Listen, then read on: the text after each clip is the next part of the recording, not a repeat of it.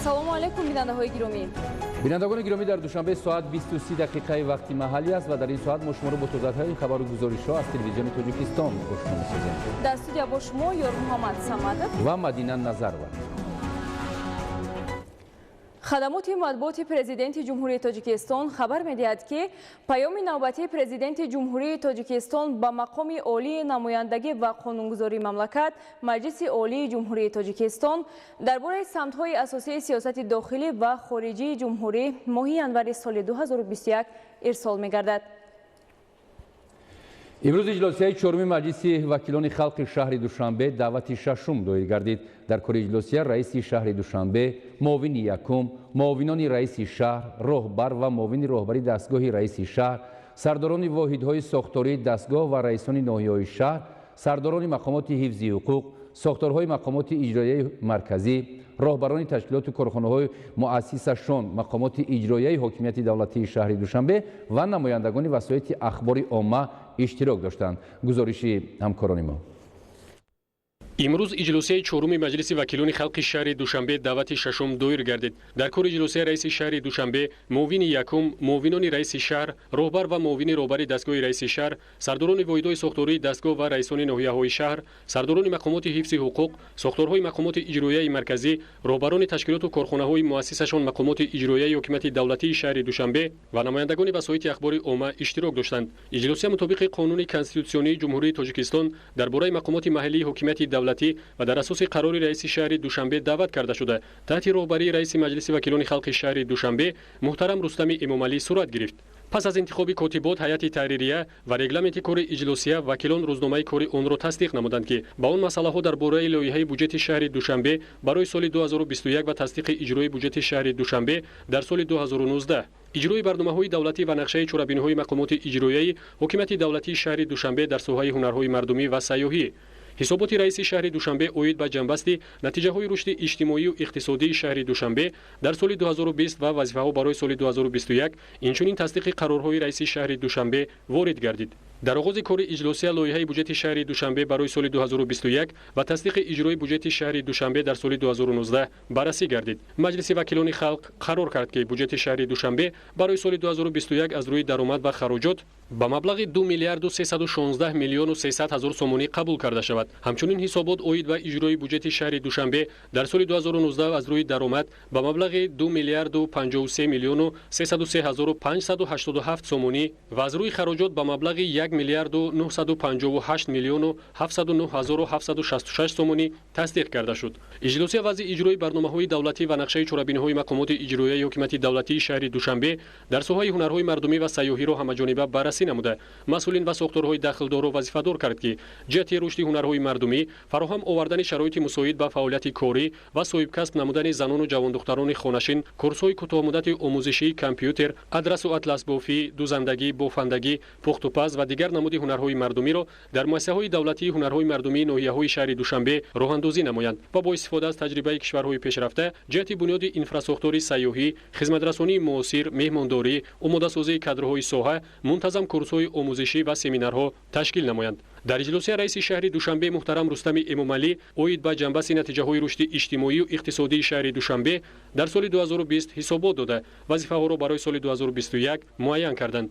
тавре тазаккур дода шуд новобаста аз таъсири бемории сироятии коронавирус COVID-19 дар ин давра тадбирҳои зарурӣ роҳандозӣ гардида, тамоюли мусбии аксари соҳаҳои иқтисодию иҷтимоӣ ва устувории нишондиҳандаҳои асосии иқтисодии шаҳр таъмин карда шуд. мувофиқи маълумоти пешакии омории маҷмӯи маҳсулоти минтақавӣ дар ин давра ба 10.4 миллиард сомонӣ баробар гардида, суръати афзоиши воқеии он нисбат ба ҳамин давраи соли гузашта 4% афзуд ва саҳми он дар маҷмӯи маҳсулоти дохилӣ 19%-ро ташкил дод. дар соли 2020 рушди маҷмӯи маҳсулоти минтақавӣ асосан аз ҳисоби зиёд гардидани ҳаҷми истеҳсоли маҳсулоти саноатӣ ба андозаи 106%, маблағгузорӣ ба сармояи асосӣ 105%, гардиши савдо 103%, хизматрасонии пулакӣ 106% ва боркашонӣ 109% таъмин гардидааст. раиси шаҳр таъкид карданд ки дар ин давра 33 адад корхонаю коргоҳҳои истеҳсолӣ бо таъсиси 1600 адад ҷойҳои нави корӣ фаъолиятро оғоз намуданд ки нисбат ба ҳамин давраи соли гузашта 800 ҷойи нави корӣ бештар мебошад. дар натиҷаи ба кор даровардани коргоҳу корхонаҳо ва баланд бардоштани иқтидорҳои истеҳсолӣ беш аз 24 000 ҷойҳои нави корӣ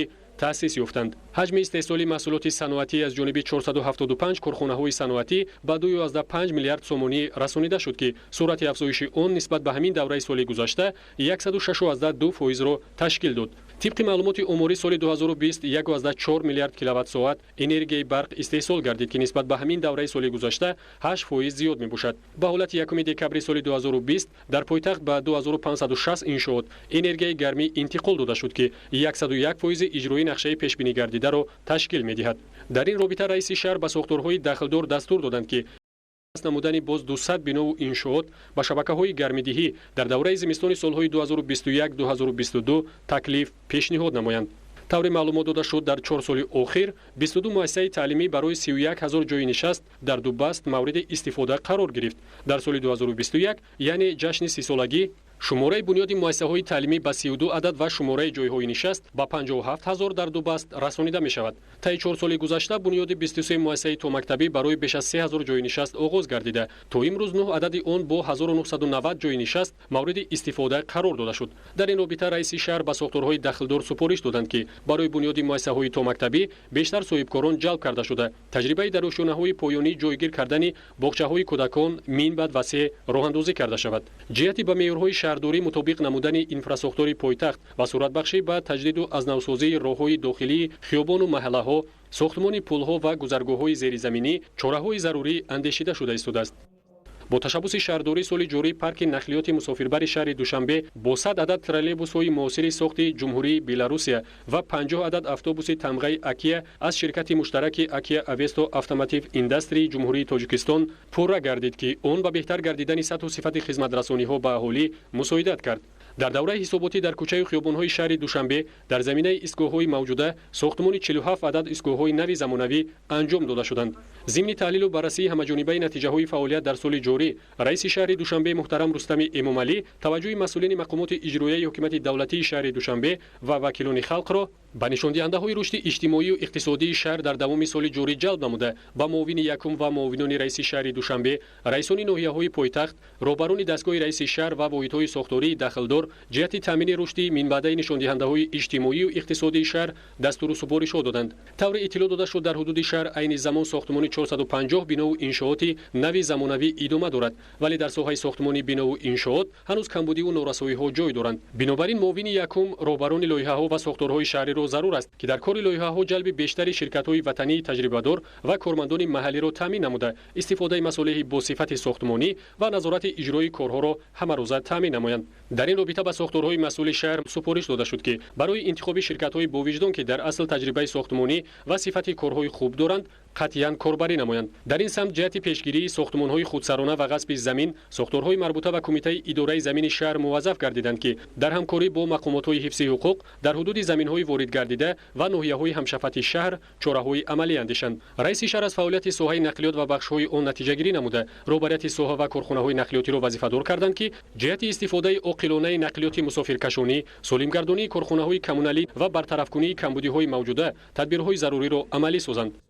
зимни баррасии вазъи соҳаи саноат ва энергетика масъулини соҳа муваззаф гардиданд ки якҷо бо раисони ноҳияҳои шаҳри Душанбе ва дигар сохторҳои дахлдор бо мақсади амалӣ намудани ҳадафи чоруми кишвар яъне саноатикунонии босуръат дар соли 2021 нақшаи мукаммал таҳия намуда бобати солимгардонии корхонаҳои истеҳсолӣ, ҷалби сармоя, махсусан бунёд намудани коргоҳу корхонаҳое ки ба истеҳсоли молу маҳсулоти ниёзи аввалия ва содиротӣ нигаронида шудаанд тадбирҳои мушаххас андешанд. бо мақсади сарфакорона истифода бурдани қувваи барқ ва пешгирии ҳолатҳои дуздӣ махсусан дар давраи зимистongузаронӣ дастур дода шуд ки муовини соҳавӣ якҷо бо мақомотҳои ҳифзи ҳуқуқи шаҳр, сохторҳои дахлдори шаҳрию ҷумҳуриявӣ ҳарчи зудтар гурӯҳҳои корӣ созмон дода корҳои санҷишиву фаҳмондадиҳиро ҳамарӯза дар шаҳр роҳандозӣ намоянд. раиси шаҳри Душанбе муҳтарам Рустами Эмомалӣ зимни баррасии натиҷаҳои фаъолияти соҳаҳои иҷтимоӣ ба муовини соҳавӣ супориш доданд ки дар ҳамкорӣ бо сарраёсати маорифи шаҳр ва сохторҳои дахлдор нақшаи чорабиниҳои заруриро таҳия ва пешниҳод намуда ҷиҳати баланд бардоштани сатҳу сифати дониши хонандагон ва амалисозии барномаҳо тадбирҳои зарурӣ андешанд. дар робита ба пурзур намудани чорабиниҳои пешгирӣ аз панҷшавии бемории сироятии коронавирус COVID-19 раиси шаҳр ба масъулини соҳаи тандурустӣ супориш доданд ки ҷиҳати захира намудани маводҳои доруворӣ, ниқобҳои тиббӣ, тиббӣ, либосҳои муҳофизатӣ, маводҳои беҳдоштӣ ва безараргардонӣ, маҳлулҳо барои ташхис ва дигар лавозимотҳои зарурӣ мунтазам тадбирҳо роҳандозӣ намуда, тарғибу ташвиқи риояи беҳдоштӣ минбаъд низ вусъат бахшида шавад. Раиси шаҳр иттилоъ доданд, ки дар асоси қарори шӯрои сарони давлатҳои иттиҳоди давлатҳои мустақил аз 28 сентябри соли 2018 шаҳри Душанбе пойтахти фарҳангии иттиҳод дар соли 2021 эълон карда шудааст. Бинобар ин масъулини солҳаҳои марбутаро ӯҳдадор карданд, ки ҷиҳати муаррифии пойтахт ҳамчун оинаи миллат нақша чорабиниҳои мушаххасро таҳия намуда, гузарондани чорабиниҳои илмию фарҳангиро дар соли 2021 амалӣ карда тавассути воситаҳои ахбори умма инъикоси васеъи онро таъмин намоянд. раиси шаҳри Душанбе вобаста ба таҷлили сазовори ҷашни 30-солагии истиқлолияти давлатии ҷумҳурии Тоҷикистон ва баргузории чорабиниҳои сиёсӣ дар шаҳри Душанбе муовини якум муовинони раис ва раисони ноҳияҳоро вазифадор карданд, ки мунтазам дар тамоми шаҳраку маҳалла корхонаву муассисаҳои давлатию ҷамъиятӣ шанбегиҳо ташкил намуда, ҷиҳати баландбардоштани сатҳу сифати хизматрасонӣ, таъмини техникаҳои муосири партовкашонӣ ва пурра фаро гирифтани муштариён бо шартномабандӣ тадбирҳо андешида дар соли 2021 ба солимгардонии корхонаҳои партовкашонӣ аҳамияти ҷиддӣ равона намоянд. дар робита ба пешгирӣ ва бартараф кардани ҷинояткориву ҳуқуқвайронкуниҳо мақомотҳои ҳифзи ҳуқуқи шаҳри Душанбе дастур гирифтанд, ки сабабу омилҳои онҳоро ба таври амиқ таҳлил намуда дар ин самт чораҳои зарурии мушаххасро роҳандозӣ намоянд. раиси шаҳр ба масъулини марбута дастур доданд, ки бо ҷалби соҳибкорони саховатпеша дар арафаи соли нави милодӣ аз аҳли беморону маъюбон дидан карда ба ятимону шахсони эҳтиёҷманд кӯмаки моддӣ расонанд. муҳтарам Рустами Эмомалӣ изҳори боварӣ карданд, ки сокинони сарбаланди шаҳри Душанбе ҷашни бузурги миллӣ 30-солагии истиқлолияти давлатиро бо корҳои азими созандагию бунёдкорӣ, нерӯи тоза ва азму иродаи қавӣ баҳри пешрафт ва ободии имрӯзу фардои пойтахти давлати соҳибистиқлоламон истиқбол мегиранд. иҷлосияи чоруми маҷлиси вакилони халқи шаҳри Душанбе як қатор қарорҳои қабулнамудаи раиси шаҳри Душанберо дар робита ба масъалаҳои кадрӣ ва дигар соҳаҳои муҳими шаҳрдорӣ баррасӣ ва тасдиқ кард. аз рӯи ҳамаи масъалаҳои муҳокимашаванда қарорҳои дахлдор қабул гардид. вобаста ба фарорасии соли нави милодӣ раиси шаҳри Душанбе муҳтарам Рустами Эмомалӣ кулли сокинони пойтахтро табрику таҳният гуфта, ба ҳар як фарди ҷомеа саломатӣ, рӯзгори ободу осуда, зиндагии хушу гуворо ва ба Тоҷикистони азизамон сулҳу субот ва гулгулшукуфоиро таманно карданд. бо ҳамин иҷлосияи чоруми маҷлиси вакилони халқи шаҳри Душанбе давати шашум кори худро анҷом дод. дар натиҷаи гузарондани амалиёти фаврии ҷустуҷӯӣ аз ҷониби кормандони агентии назорати давлатии молиявӣ ва мубориза бо коррупсияи ҷумҳурии Тоҷикистон амали бо роҳи ғайриқонунӣ аз худ намудани маблағи махсусан калон ошкор карда шуд. гузориши хабарнигорони мо. самаранок истифода бурдани нерӯи барқ ва пардохти саривақтии маблағи барқи истифодашуда ба иродаи хизмати кормандони шабакаҳои барқ вобастагии амиқ дошта аз онҳо ҳисси баланди масъулиятро тақозо менамояд. новобаста аз ин аз ҷониби баъзе кормандони соҳаи барқ ин масъулият сарфи назар карда шуда барои ба даст овардани фоида даст ба кирдорҳои иснодоварда мезананд.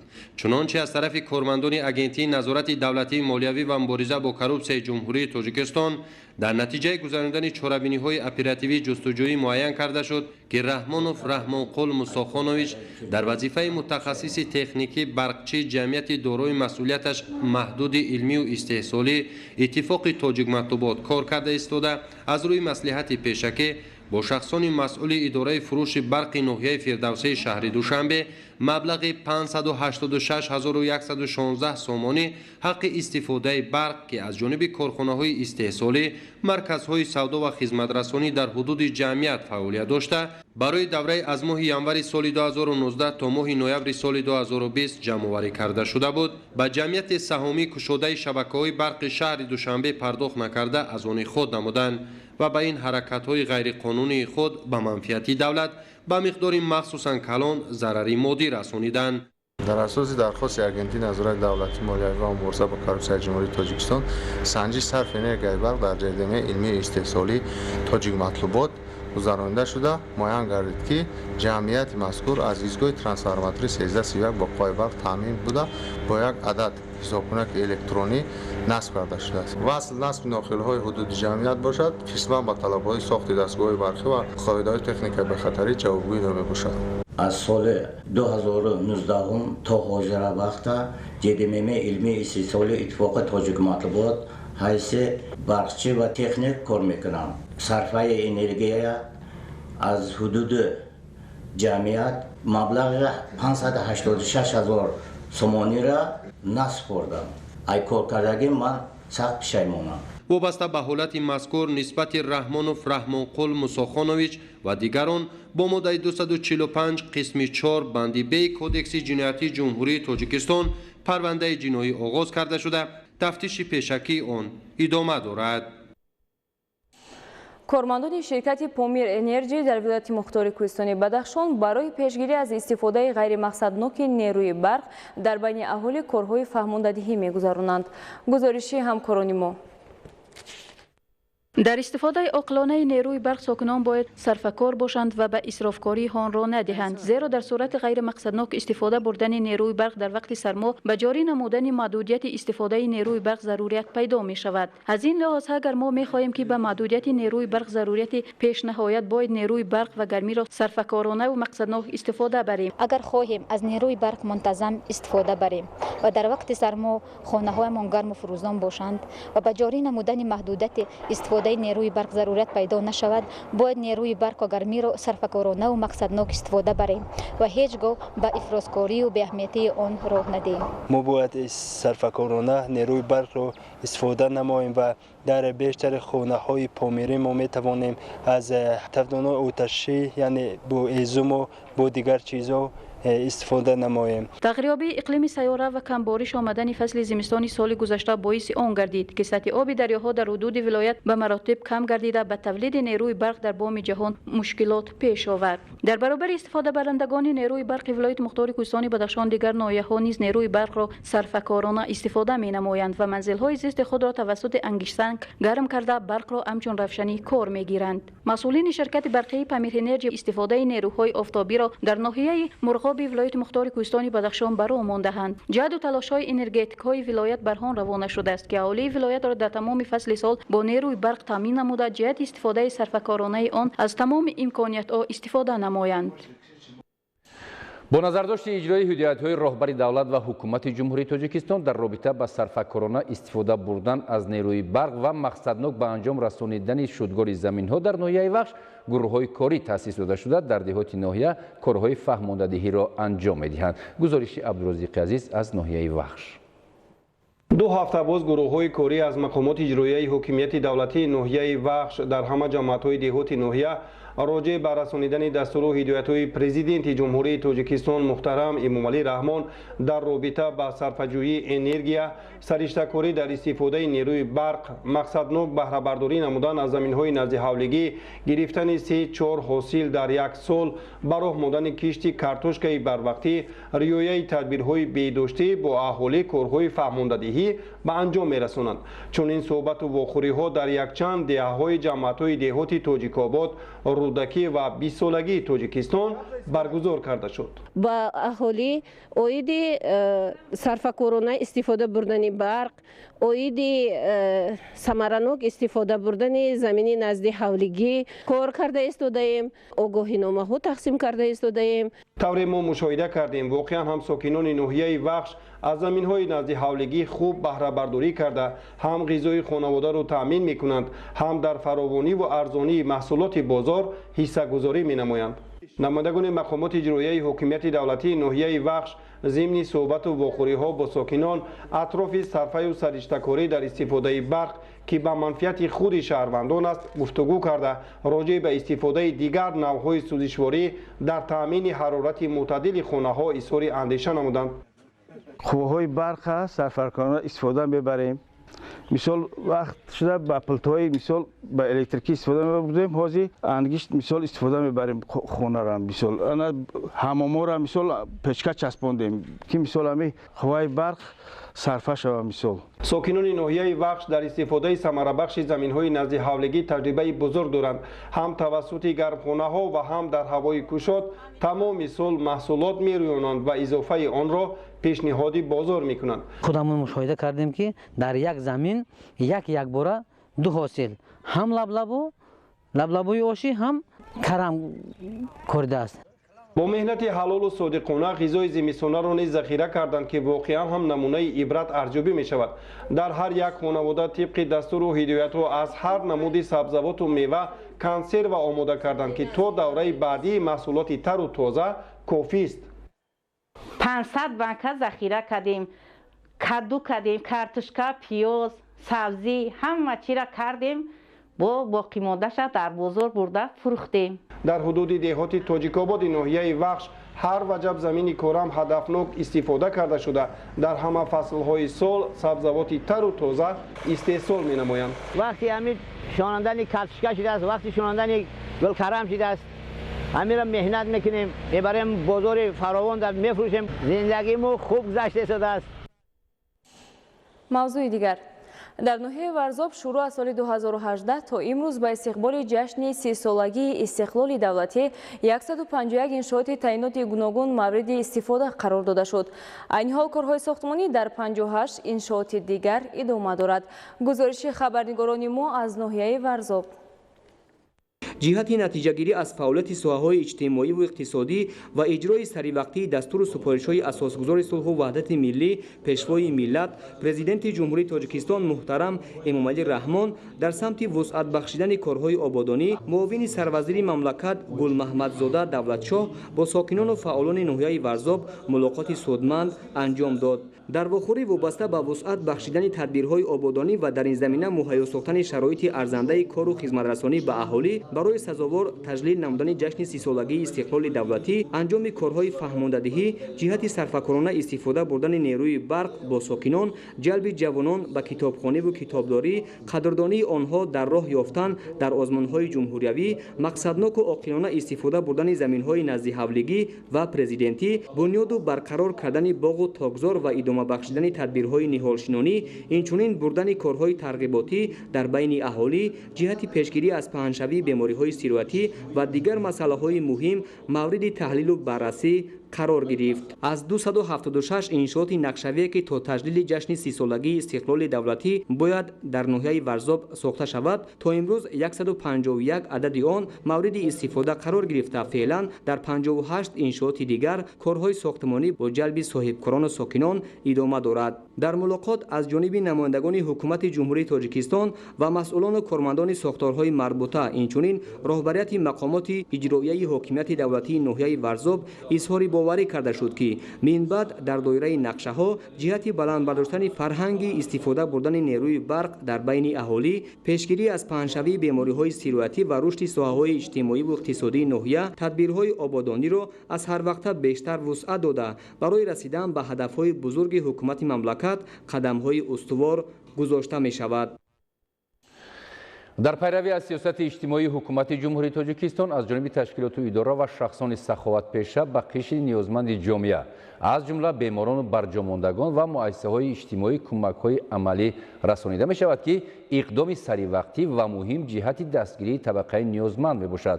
гузориши ҳамкорони мо аз шаҳри Бохтар. дар асоси дастури супоришҳои асосгузори солҳу ваҳдати миллӣ пешвои миллат президенти ҷумҳурии тоҷикистон муҳтарам Эмомалӣ раҳмон ҷиҳати кӯмак намудан ба табақаҳои ниёзманди ҷомеа имрӯзҳо аз ҷониби шахсони саховатпеша ва муассисаву ташкилотҳо кӯмакҳои моддиву молӣ расонида мешавад. бо ин мақсад аз ҷониби раёсати донишкадаи сайёҳӣ соҳибкорӣ ва хизмат ва мактаб интернати низомаш махсуси шаҳри Ҳисор муассисаи давлатии миллии маъюбони ҷамоати чорбоғи ноҳияи варзоб ва муассисаи давлатии хонаи кӯдакони рақами 1 барои кӯдакони ятиму бепарастори шаҳри Душанбе кӯмакҳо аз ҷумла маҳсулоти хӯрокворӣ сару либос тақдим карда шуд. гуфтан ба маврид аст ки дар баробари чунин кӯмакҳо ба муассисаи давлатии миллии маъюбони ҷамоати чорбоғи ноҳияи варзоб 10 адад таҷҳизоти гармидиҳӣ тақдим карда шуд ки ин албатта дар беҳтар гардидани шароити синфхонаҳо аҳамияти муҳим дорад. донишкадаи сайёҳӣ соҳибкорӣ ва хизмат барои расонидаи кӯмаки моддӣ ба муассисаҳои ва хонаи интернатҳо ки ниёз ба кӯмакҳои моддӣ доранд пеша кардааст ва чунин иқдом оянда низ аз тарафи роҳбарияти донишкада ба нақша гирифта шудааст. мавриди зикр аст ки чунин иқдомҳои хайрхоҳона аз ҷониби муассисаву ташкилотҳо метавонад дар қалби ҳар як фарди ниёзманди ҷомеа таъсири мусбат расонида барои зиёд намудани муҳаббату самимият нисбат ба ватан саҳми бориз гузорад. зеро имрӯзҳо ҳукумати мамлакат нисбат ба ин қишри ҷомеа таваҷҷӯҳи махсус зоҳир намуда беҳтарин шароитҳоро барои муассисаҳои иҷтимоӣ фароҳам овардааст то онҳо таҳсин намуда эҳсоси танҳоиро накунанд. این نوبت از جانب ریاست دانشگاه ملی تاجیکستان جهت اجرای دستور و سفارش‌های اساسگذار صلح و وحدت ملی پیشوای ملت پرزیدنت جمهوری تاجیکستان محترم امامعلی رحمان جهت کمک رساندن به طبقه نیازمند جامعه به تربیت گیرندگان مکتب اینترنت جمهوریوی نظامش مخصوص شهر حصار لباس زمستانه، پایافزال و دیگر مواد خوراکه کمک کرده شد. این تدبیر جهت با لباس زمستانه تامین کردن تربیت گیرندگان عملی کرده شده. در مجموع 254 جفت پایافزال پسرانه، 57 جفت دخترانه کرته برای پسران و دختران را تشکیل میداد. همزمان با مقصد سر وقت شستن و تازه نگاه داشتن لباس تربیت گیرندگان یک عدد ماشین نو جامه‌شویی خریداری کرده شده به این مؤسسه اجتماعی دسترس کرده شد. در برابر این برای باشندگان لوازمات خانش یک عدد کامپیوتر، پرینتر، مواد خوراکه از قبیل شکر و روغن و غیره یاری رسانده شد. نمایندگان ضمن صحبت و تقدیم تحفه ها اظهار داشتند که در سیاست پیشگرفته رهبریت عالی دولت و حکومت جمهوری تاجیکستان دستگیری یتیمان و بیپرستاران شخصان امکانیتشان محدود و فراهم ساختن زندگی شایسته برای این طبقه جامعه موقع محوری دارد. در مجموع کمک نوبتی بیشتر از 24 نامگوی را تشکیل میداد که به واسطه برای بهتر شدن وضع زندگی و بود و باش تربیت گیرندگان مساعدت می‌نماید. ریاست دانشگاه ملی تاجیکستان سیاست یتیم پرورانه پیشوای ملت محترم امامعلی رحمان را همیشه دستگیری نموده پیوسته به تربیت گیرندگان مکتب اینترنت جمهوریوی نظامش مخصوص شهر حصار یاری می‌رسانند. خوشبختانه در دایره دستگیری و غمخوری‌های دائمی حکومت جمهوری تاجیکستان یتیمان و بیپرستاران و طبقه نیازمند جامعه امروز خود را هیچگاه تنها حس نکرده با شکرگزاری از استقلال دولتی در فضای آرام و آسوده مملکت برای آینده درخشان و زندگی آباد تلاش می‌ورزند. نوریدین قربان، عبیدالله سیولی برای برنامه اخبار. در ولایت سوخت صاحبکاران وطنی با جلب سرمایه مستقیم و وارداتی تکنولوژی معاصر در تأسیس کارخانه‌های نو و اجرای هدف چارومی ملی صنعتی کنونی با سرعت مملکت سهم می‌گذارند. گزارش خبرنگاران ما. فضای مساعد سرمایه‌گذاری در تاجیکستان دستگیری دولتی صاحبکاری همکاری دولت با بخش خصوصی است که صاحبکاران وطنی و برون مرزی به اقتصادیات کشور با جلب تکنولوژی‌های معاصر تأسیس و بنیاد کارخانه‌های نو سهمگذاری می‌نمایند. با سهم و اقدام گروه صاحبکاران وطنی در شهر بوستان ولایت سوخت کارخانه استحصال خلطه‌های پلی پروپیلنی و پلی اتیلنی سوخت پاک و سوخت پلیتکس در اساس تکنولوژی‌های پیشرفته تأسیس یافته است که محصولات واردات عوض کننده و صادراتی استحصال می‌نمایند.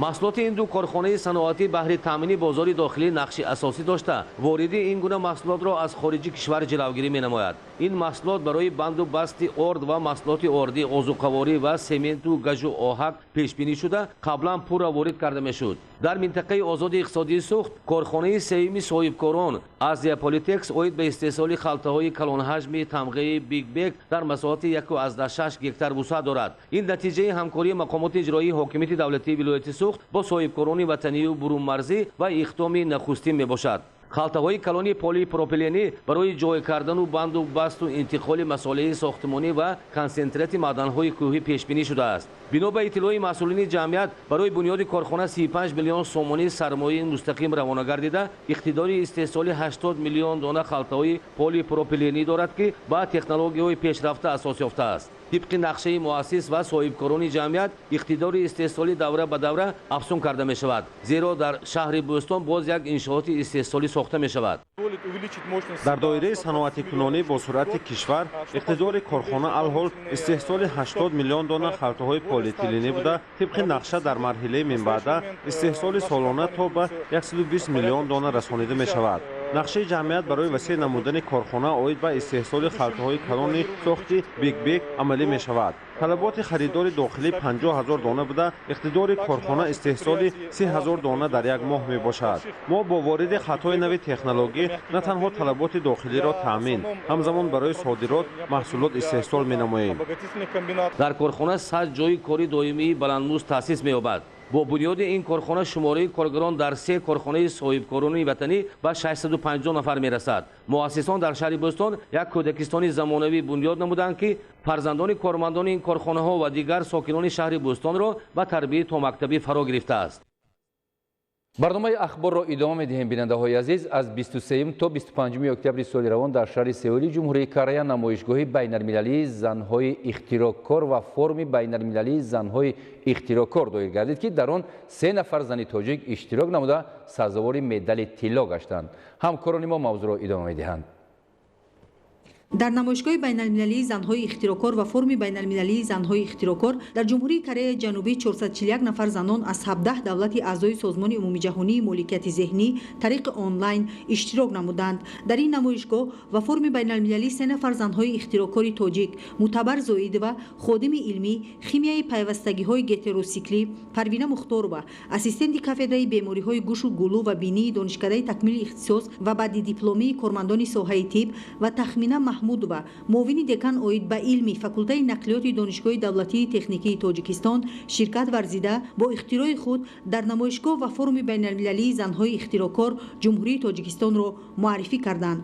хушбахтона ҳар 3 нафари иштирокчӣ аз ҷумҳурии Тоҷикистон бо дониш ва пешниҳоди ихтирои худ ғолибиятро ба даст оварда сазовори медалҳои тилло гардиданд. медалҳои тилло ва тӯҳфаҳои хотиравиро роҳбарияти Вазорати рушди иқтисод ва савдои ҷумҳурии Тоҷикистон ба ғолибон супорид. зикр шуд ки эълон намудани 20-солаи омӯзиш ва рушди фанҳои табиатшиносӣ, дақиқ ва риёзӣ дар соҳаи илму маориф солҳои 2020-2040 барои навоварон ва ихтирокорони мамлакат давраи нави эҷодӣ ва масъулиятнокеро ба вуҷуд овард ки ғолиб омадани 3 бонуи ихтирокор натиҷаи самаранокии он мебошад. ихтироти мо буд тарзи ҳосил намудани биодизел аз партовҳои саноатӣ шаҳру барорӣ ки аз донаки ангур равған ҳосил мекардем ва баъд аз ҳосил намудани равған бо роҳи алкоголиз ва ацидолиз ҳосил намудани сӯзишвории алтернативии дизелӣ мебошад ки он метавонад дар оянда ҳамчун сӯзишворӣ истифода бурда шавад. азбаски иштироки ман аз соҳаи химия буд, бинобар ин аввал мо синтези моддаҳоро пешниҳод намудем, баъд аз он тарзи гузарондани корҳо муайян кардани баъзе хосиятҳои биологӣ, хосиятҳои физиологӣ моддаҳо мо буд. ин ихтироот тарзи фатилазании пас ҳангоми хунравиҳои бинӣ пешниҳод намудем, иштирок кардем ва соҳиби медали тиллоӣ гардидем. албатта барои мон ин хеле хурсандовар мебошад. намоишгоҳ ва форуми байналмилалии занҳои ихтирокор аз соли 2007 ҳамасола доир мегардад ва аз соли 2012 инҷониб 32 нафар занҳои ихтирокор аз ҷумҳурии Тоҷикистон бо пешниҳоди 47 ихтирои худ иштирок намуда бо медалҳои тилло, нуқра ва биринҷӣ сарфароз гардонида шудаанд. Зульфия Раҳимзода, Фарҳоди Восе, Убайдуллои Сайвалӣ, Ахбор. дар озмуни ҷумҳуриявии фуруғи субҳи доноӣ китоб аст аз ноҳияи фирдавсии шаҳри Душанбе ба даври ниҳоӣ 5 нафарро хат гирифта, аз ин шумора 3 нафар соҳиби ҷойҳои ифтихорӣ гардиданд. гузариши Бобокалон Аминзода. дар доираи нақшаҳои ҳамарӯзаи худ Саидзода Собир, хонандаи синфи 11 муассисаи таҳсилоти миёнаи умумии рақами 77 ноҳияи фирдавсии шаҳри Душанбе ҳатман аз китобхона дидан намуда китоби дилхоҳашро мегирад. ин ҷавон аллакай барои масъулини китобхона ошност. ба андешаи Собир китоб дӯсти беҳамто ва ҳамдами наздик барои инсон маҳсуб ёфта дониши касро дар бораи ҳодисаҳои табиат, зиндагии инсоният, некиву бадӣ ва дигар паҳлӯҳои зиндагии рӯзмарра комил менамояд. Саидзода Собир як аз иштирокчии фаъоли озмуни ҷумҳуриявии фуруғи субҳи доноӣ китоб аст. дар номинатсияи хондан ва аз ёд кардани осори адибони муосири тоҷик ӯ бо хондан ва аз ёд кардани зиёда аз 500 байту достон ғазал сазовори ҷои дуюм гардид. дар озмуни ҷумҳуриявии фуруғи субҳи доноӣ китоб аст аз рӯи номинатсияи хондан ва аз ёд кардани осори адибони муосири тоҷик ширкат варзидам. дар номинаи мазкур 350 асари бадиӣ, 220 ғазал, 300 рубоӣ ва дубайтӣ, 1500 мисра достон ва ҳамзамон 500 мисра дигар навъҳои шеъриро аз бар кардам ва ба ҳайати ҳакамон пешниҳод намудам. ба дигар ҷавонон ва ҳамсолони худ тавсия доданиам ки бештари вақти худро ба хондани китоб ва аз ёд намудани шеъру ғазалҳо аз осори адибони классикӣ ва муосир машғул шаванд. ёдовар мешавем дар ноҳияи фирдавсии шаҳри Душанбе дар даври ҷумҳуриявии озмуни ҷумҳуриявии фуруғи субҳи доноӣ китобаст дар байни хонандагон 2 нафар Саидзода Собир дар номинатсияи хондан ва аз ёд кардани осори адибони муосири тоҷик Мадинаи Ҷамолиддинзода дар номинатсияи хондан ва аз ёд кардани осори адибони ҷаҳон сазовори ҷои дуюм гардиданд. Аз ҷониби масъулини мақомоти иҷроии ҳукуми давлатии ноҳияи Фирдавсӣ ғолибони озмун бо ифтихорнома ва мукофотҳо қадршиносӣ карда шуданд. Бобокалон Амизода, Убайдуллаи Сайвалӣ, Ахбор. иқдому ташаббусҳои маърифатпарварона ва ватандӯстонаи пешвои муаззами миллат муҳтарам Эмомалӣ Раҳмон дар мисоли тақдими китоби тоҷикони аллома Бобоҷон Ғафуров аз ҷониби ҷомеаи мамлакат дастгирию пуштибонӣ ёфт. Тадбири мазкур дар роҳи эътирофи таърихи гузаштаи пурифтихори мардуми тоҷик саривақтӣ ва муҳим арзёбӣ мегардад. иқдому ташаббусҳои маърифатпарварона ва ватандӯстонаи пешвои муаззами миллат муҳтарам Эмомалӣ Раҳмон дар мисоли тақдими китоби тоҷикони аллома Бобоҷон Ғафуров аз ҷониби ҷомеаи мамлакат дастгирию пуштибонӣ ёфта, ҳамчун тадбири саривақтӣ ва муҳим дар роҳи эътирофи таърихи гузаштаи пурифтихори мардуми тоҷик арзёбӣ мегардад.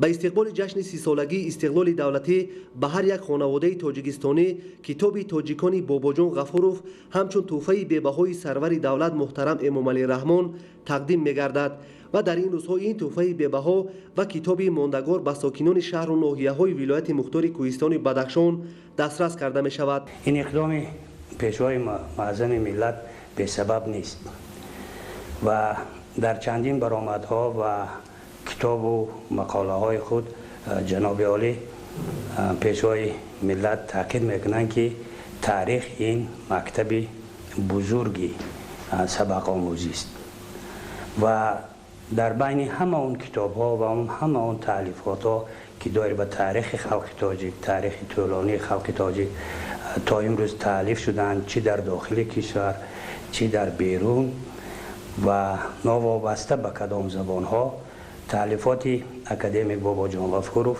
бо номи тоҷикон яке аз беҳтарин ва хонотарин асари илмӣ аст. ин тадқиқоти бунёдӣ аст.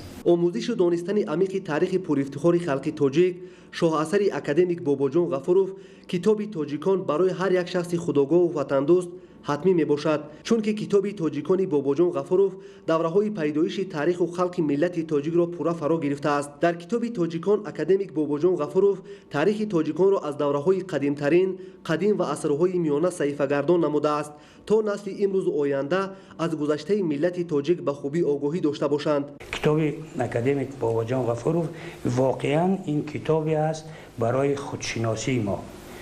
донем ки мо кием, ки будем, аз куҷо омадем ва имрӯз ба кадом сатҳ расидем. маҳз рӯ овардан ба китоби академик Ғафуров аз тарафи ҷаноби олӣ пешвои муаззами миллат дар ҳамин аст. агарчи ин китоби нимаи дуюми асри гузашта ба таб расида бошад ҳам, аммо то кунун аҳамияти илмии худро гум накарда, рӯз аз рӯз эътибори он меафзояд. зеро дар шароити ҷаҳонишавӣ омӯхтан ва омӯзонидан ба ҷавонону наврасон аз таъриху фарҳанг ниҳоят муҳим мебошад. рӯ овардан ба китобхонӣ махсусан ба чунин китоби тоҷикони Бобоҷон Ғафуров ва баробари ин китоби пешвои муаззами миллат тоҷикон дар оинаи таърих, ино ҳамаш барои худро шинохтан ва аз унсурҳои бегона ҳифз кардани ҷомеа ба ҷавонони мо кӯмак мерасонад. ин иқдоми хиратмандонаи пешвои миллат муҳтарам Эмомалӣ Раҳмон, яъне тақдими китоби тоҷикон то ҷашни сисолагии истиқлоли давлатӣ идома меёбад. китобҳо аз ҳисоби фонди президенти ҷумҳурии Тоҷикистон ба чоп расонида ва ҳамчун тӯҳфа ба ҳар хонадони тоҷик дастрас карда мешавад. Нуралӣ Сафомиддин, Баҳодури Истам, барои барномаи Ахбор. идомаи ахбор. кишоварзони шаҳри Кунибодон дар фасли зимистон тадбирҳои агротехникӣ мегузаронанд. зеро гузарондани тадбирҳои кишоварзӣ дар давраи зимистон захираи тухми зироат, сабзавоту картошка ва бунёди боғҳои наву омода намудани заминҳои кишт аз омилҳои баланд бардоштани ҳосилнокии замину боғот мебошад. гузориши Равзали Раҳмон ва Илёси Бобоҷон. баҳри афзун намудани маҷмӯи маҳсулоти кишоварзӣ, истифодаи самараноку оқилонаи обу замин, тухмиҳои баландсифату серҳосил, ҷорӣ намудани агротехникаю технологияҳои пешрафта аҳамияти хоса доранд. кишоварзони шаҳри Конибодон бо ин мақсад корҳои кишоварзӣ давраи зимистонро вусъат бахшида, истифодаи оқилонаи замину таъсиси гармхонаҳои нави замонавӣ ва бунёди боғҳои интенсивиро амалӣ менамоянд. бо мусоидату тавсеи сарраёсати кишоварзии вилоят хоҷагиҳои кишоварзии шаҳри конибодом дар 1444 гектар кишти тирамоҳӣ гузаронда дар маҷмӯъ дар 8751 гектар барои кишти баҳорӣ аз имрӯз замина мегузоранд. аллакай шудгори заминҳои кушод аллакай тамом ба анҷом расидааст. ҳоло шудгори зери боғҳои бисёрсола, ҷӯяккашӣ, яхобмонӣ, даровардони пору ба заминҳое ки боғ ҳастанд гузаронида истоданд. анҷоми шудгори заминҳо дар давраи зимистон муҳим буда. То ин давра аз 8416 гектари пешбинӣ дар беш аз 7700 гектар ин чорабинии асосӣ амалӣ шудааст. дар ин самт ташкили кору истифодаи беш аз 100 адад техникаҳои шудгоркунанда нақши асосӣ дорад. бо мақсади самаранок истифода бурдани замин тухми баракатро бо шартномаи раёсати кишоварзии вилоят ворид кардем. тухми баракатро мо мақсад дорем дар ин 9 гектар пахтаи баракатро киш карда ҳосилнокиро баланд бардошта истеҳсоли пахтаро бисёртар кунем. тибқи шартномаҳои сарраёсати кишоварзии вилоят тухмиҳои зироат ва тухмиҳои элитаи нави красная фантазияи картошка аз Федератсияи Россия ва нави ватании сурхи дупӯста хариду захира гардидааст ки 400-450 центнери ҳосил медиҳанд ва дар кишти барвақтии картошка истифода мешаванд. дар хоҷагии тухмипарварӣ ба номи Энаҷон Боиматова тухмиҳои аълусифати зироату сабзавот тайёр карда мешавад ки барои таъмини худӣ ва дигар хоҷагиҳои вилоят имконият медиҳад. конибодом хусусан бо боғҳои зардолу маъруф аст ва беш аз 50 нави зардолу парваришу истеҳсол мегардад. боғпарварон солҳои охир ба бунёди боғҳои интенсивӣ ва парвариши дигар навъҳои мева диққати ҷиддӣ медиҳанд. то ин давра дар шаҳри конибодом 27 гектар боғҳои зардолу, олу, шафтолу, гелос ва чормағз бо усули интенсивӣ бунёд ёфтаанд. кишоварзону соҳибкорони шаҳри конибодом боз ба бунёди як боғи нави интенсивӣ иқдом намуданд. дар мавзеи заминҳои дашт бо саҳми гурӯҳи соҳибкорон шинондани ниҳолҳои қадпасти якчанд нави зардолу, шафтолу ва бодом оғоз бахшида шуд. хоҷагидорону аҳолии шаҳри деҳоти конибодом аз ҳисоби ҳосили заминҳои кишту боғот дар баробари таъмини бозори истеъмолӣ бо истифодаи самараноки қитъаҳои назиҳавлигӣ бо усулҳои анъанавӣ маводи ғизоӣ захира менамоянд ки асоси таъмину хотирҷамъии ҳар оила бо озуқа дар зимистон ва давраҳои минбаъда мебошад.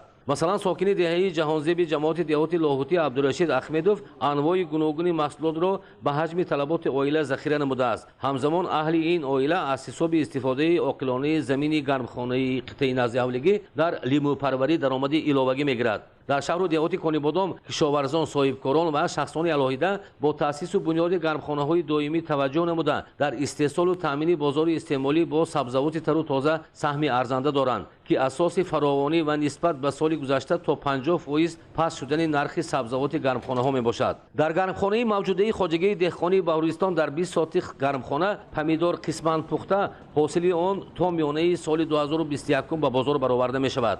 бо кӯшиши аҳли хоҷагии деҳқонии Баҳористон бо усули Кореяи ҷанубӣ бо истифодаи масолиҳи сохтмонии ватанӣ дар масоҳати боз 50-101 гармхонаи нав сохта мешавад ки минбаъд дар фаровонии сабзавоти тару тоза ҳисса мегузорад.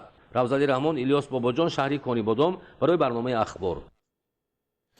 пойтахти мамлакат шаҳри Душанбе имрӯз ба як шаҳри зебо ва хеле ҷолибу назарработ табдил ёфтааст. боғу гулгаштҳои пур аз гулҳои шукуфони мавсимӣ, инфраструктури комили боғҳои фарҳанги фароғатӣ аз ҷумлаи тадбирҳои ободонию созандагӣ аст. гузориши хабарнигорони мо. яке аз самтҳои дурахшони сиёсати созандаи пешвои миллат ва ҳукумати ҷумҳурии Тоҷикистон дар радифи бунёдкорӣ ва пирӯзиҳои шоисаи иҷтимоиву хоҷагӣ баланд бардоштани сатҳи зиндагии мардум, сабзу хӯрамгардонии муҳити зист ва шукуфои рӯзгор мебошад. дар ин росто гулшинонӣ ва бо ин роҳ зебо намудани хиёбону гулгаштҳо яке аз маъракаҳои зебою дилпазир, шуғли фараҳбахш ва роҳангези мардуми мост. риояи дурусти агротехникӣ ва ҳисси баланди масъулият дар шинодани гулҳо махсусан дар мавсими мувофиқ боис мегардад ки дар оянда сабзиши комил ва бенуқсони онҳо таъмин карда шавад.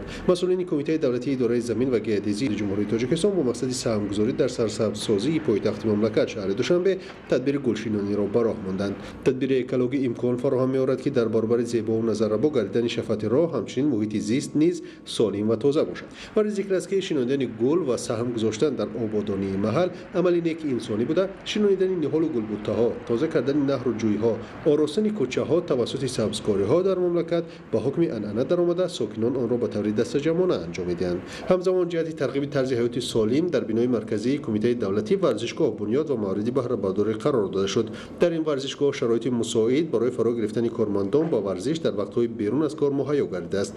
با نظر داشت آنکه ورزش را گروی سلامتی میگویند، کارمندان این نهاد دولتی در وقت‌های خالی از کار و مساعد با ورزش مشغول شده سالمی خود را نگه می‌دارند. ورزش قاصد صلح و متحد کننده محسوب یافته در برابر تقویت قوای جسمانی و تن و روحی سالم، اینچنین باعث دور شدن از عمل‌های نامطلوب می‌گردد. مورد ذکر است که حکومت جمهوری تاجیکستان با ورزش دقت مخصوص ظاهر نموده برای جلب بیشتر اهالی با ورزش، بنیاد میدانچه‌های ورزشی و تکمیل اینفراستراکچور انشاءاتی ساحه تلاش به خرج می‌دهد. طبق نقشه مقامات اجرایی حکومت دولتی ولایت خاطلون اوید به نهالشینانی، کبودیزورکنی و سالمگردانی محیط زیست معرکه نهالشینانی با مرام ادامه دارد. گزارش همکاران ما در این خصوص.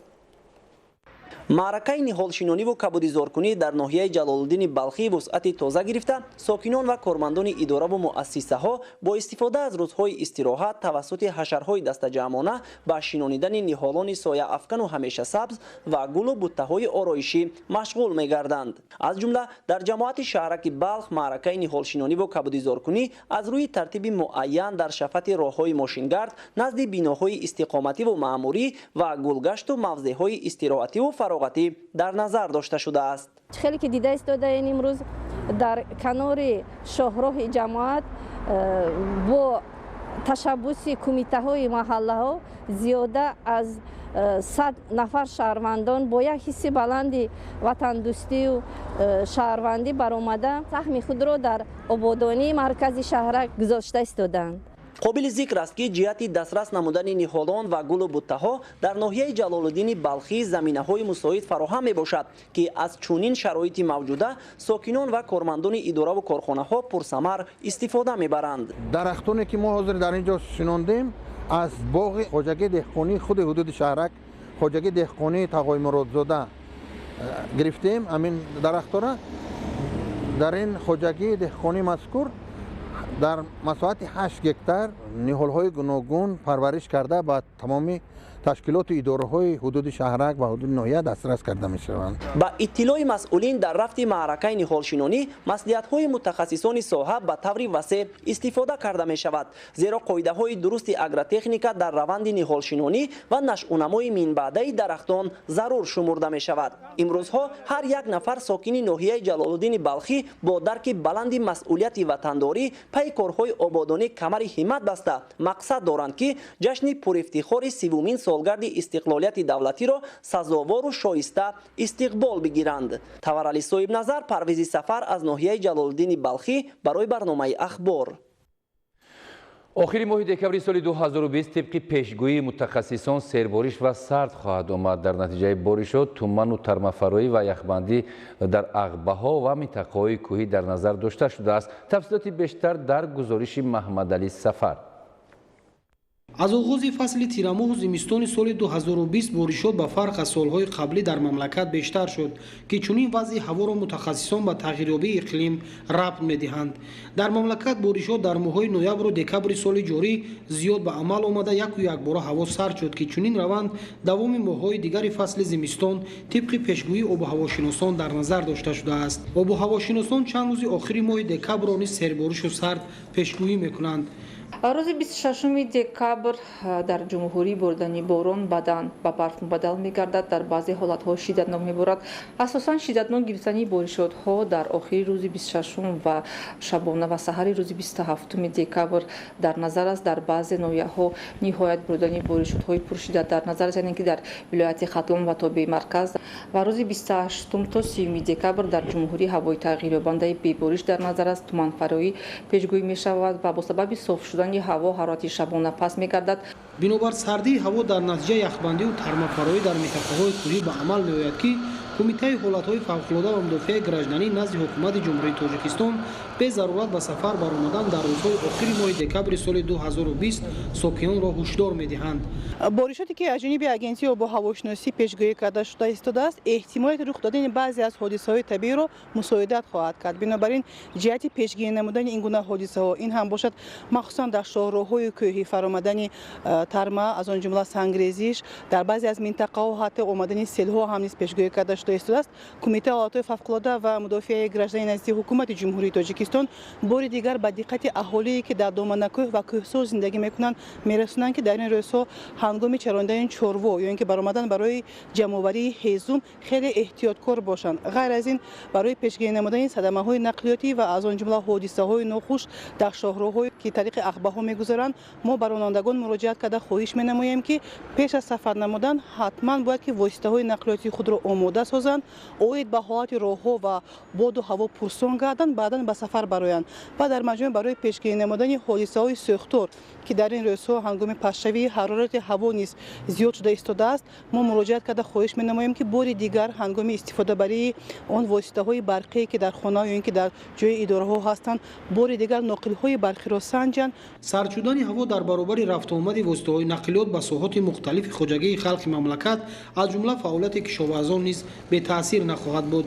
бо назардошти чунин ҳолат сарфаю сариштакорона истифода намудани қувваи барқ низ дар рӯзҳои сарди фасли зимистон ба манфиат аст.